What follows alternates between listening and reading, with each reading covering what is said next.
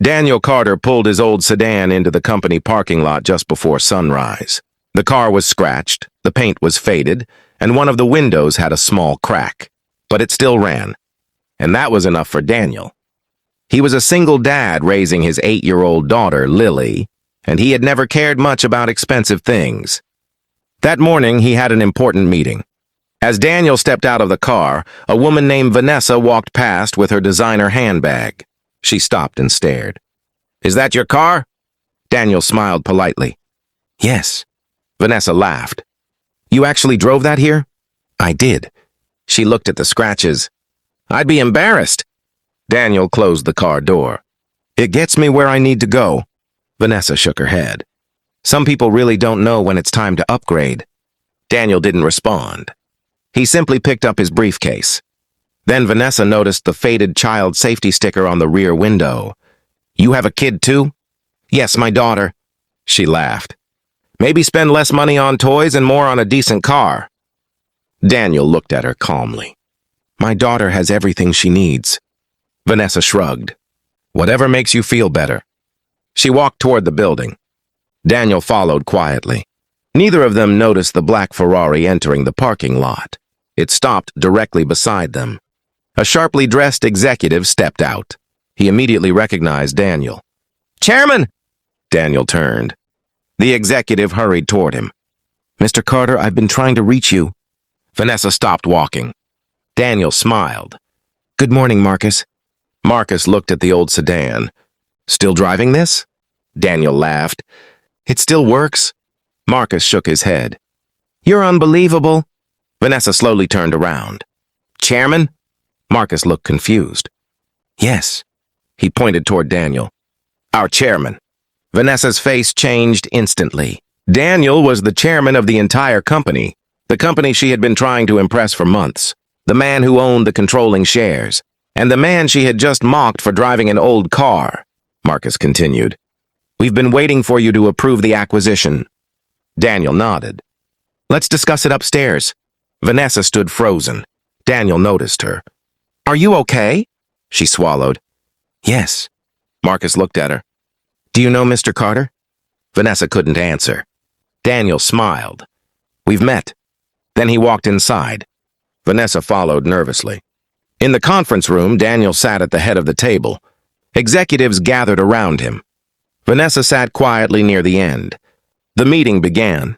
Daniel discussed the company's expansion plans, employee programs, and financial strategy. Nobody questioned his authority.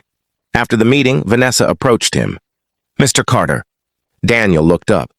"Yes? I owe you an apology." "For what?" She hesitated. "What I said about your car." Daniel smiled. "It's okay." "No, it wasn't." Daniel closed his folder. "You were judging something you didn't understand." She nodded. "I was."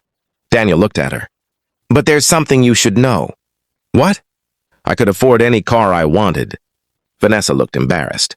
"I know. I just don't want one." She looked confused. "Why?" Daniel smiled. "My daughter likes that car. She says it looks like the kind of car a superhero would drive." Vanessa laughed softly. Daniel continued.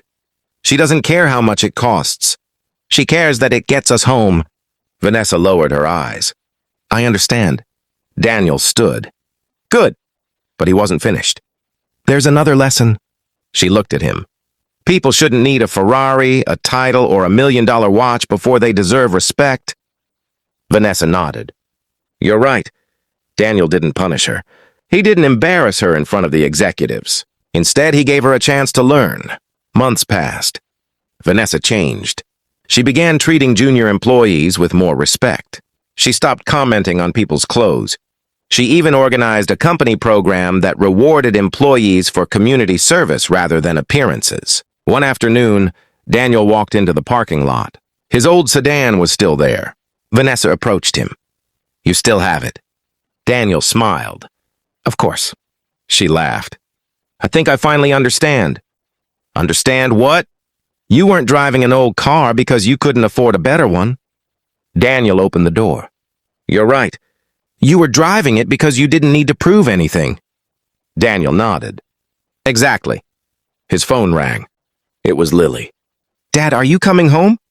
Daniel smiled. Yes, sweetheart. Can we get ice cream? Absolutely. He ended the call. Vanessa smiled. Your daughter? Yes. She sounds important. Daniel laughed. She is? He got into his old sedan.